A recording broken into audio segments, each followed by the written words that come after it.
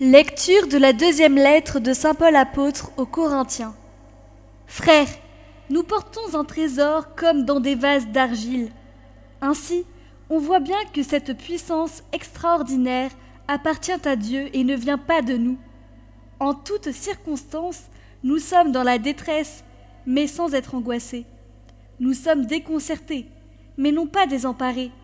Nous sommes pourchassés, mais non pas abandonnés. Terrassés, mais non pas anéantis. Toujours, nous portons dans notre corps la mort de Jésus, afin que la vie de Jésus, elle aussi, soit manifestée dans notre corps. En effet, nous, les vivants, nous sommes continuellement livrés à la mort à cause de Jésus, afin que la vie de Jésus, elle aussi, soit manifestée dans notre condition charnelle vouée à la mort. Ainsi la mort fait son œuvre en nous, et la vie en vous. L'Écriture dit « J'ai cru, c'est pourquoi j'ai parlé ». Et nous aussi, qui avons le même esprit de foi, nous croyons, et c'est pourquoi nous parlons. Car nous le savons, celui qui a ressuscité le Seigneur Jésus nous ressuscitera, nous aussi, avec Jésus, et il nous placera près de lui avec vous. Et tout cela, c'est pour vous, afin que la grâce, plus largement répandue dans un plus grand nombre, fasse abonder l'action de grâce pour la gloire de Dieu.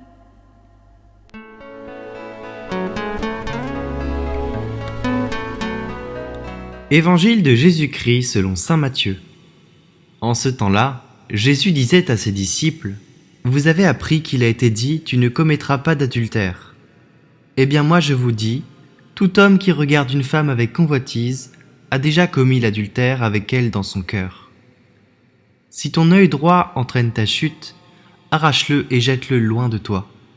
Car mieux vaut pour toi perdre un de tes membres que d'avoir ton corps tout entier jeté dans la géhenne. Et si ta main droite entraîne ta chute, coupe-la et jette-la loin de toi. Car mieux vaut pour toi perdre un de tes membres que d'avoir ton corps tout entier qui s'en aille dans la géhenne. Il a été dit également, si quelqu'un renvoie sa femme, qu'il lui donne un acte de répudiation. Eh bien moi je vous dis, tout homme qui renvoie sa femme, sauf en cas d'union illégitime, la pousse à l'adultère. Et si quelqu'un épouse une femme renvoyée, il est adultère.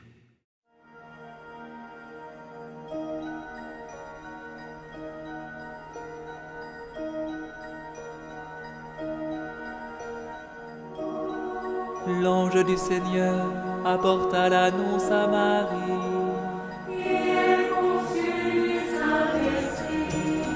Je vous salue, Marie, comblée de grâce. Le Seigneur est avec vous. Vous êtes bénie entre toutes les femmes.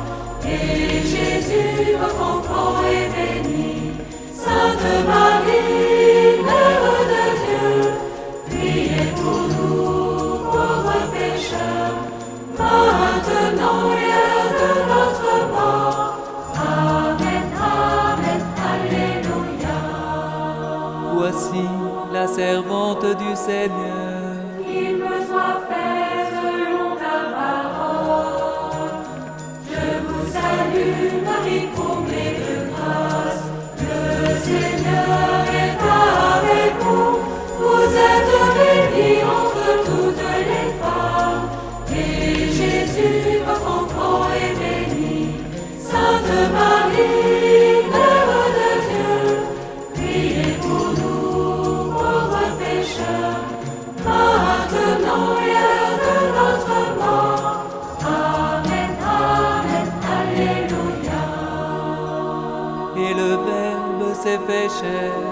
Et il a habité parmi nous. Je vous salue, Marie, comblée de grâce. Le Seigneur est avec vous. Vous êtes bénie entre toutes les femmes. Et Jésus, votre enfant, est béni. Sainte Marie, Mère de Dieu, priez pour nous, pauvres pécheurs, maintenant et à l'heure de notre mort. Amen, Amen, Alléluia. Priez pour nous, Sainte Mère de Dieu, afin que nous soyons rendus dignes des promesses du Christ. prions. Que ta grâce, Seigneur notre Père, se répande en nos cœurs. Par le message de l'ange, tu nous as fait connaître l'incarnation de ton Fils bien-aimé. Conduis-nous par sa passion et par sa croix, jusqu'à la gloire de la résurrection. Par Jésus, le Christ, notre Seigneur.